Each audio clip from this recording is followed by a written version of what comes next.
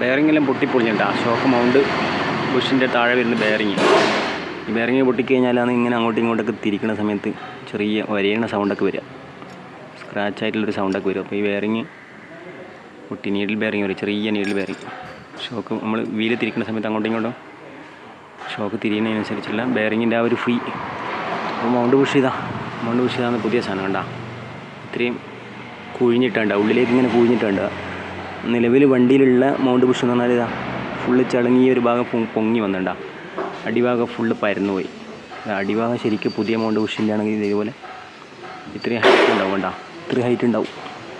പുതിയ മൗണ്ടിൻ്റെ വരുന്ന ബെയറിങ്ങിന് പകരം നമ്മൾക്ക് ഇതുപോലെ പ്ലാസ്റ്റിക്കിൻ്റെ ഒരു ബെയറിങ് വരുന്നത്. പ്ലാസ്റ്റിക്കിൻ്റെ ഒരു ബെയറിങ്ങിൻ്റെ ആ ഒരു എഫക്റ്റ് തന്നെ ഉണ്ടാകുക. ആൾട്ടോണൂറൊക്കെ ഇത് ഈ ഒരു സെറ്റപ്പ് ഇടാൻ പറ്റും.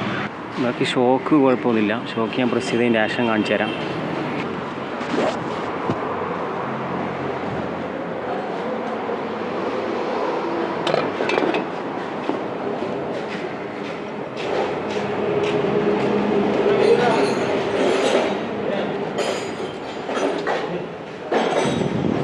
ഷോക്ക് ഓക്കെയാണ്.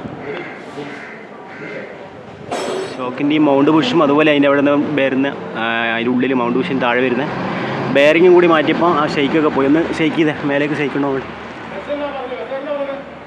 ഓക്കെ, പൊക്ക് മേലേക്ക് പൊക്ക്.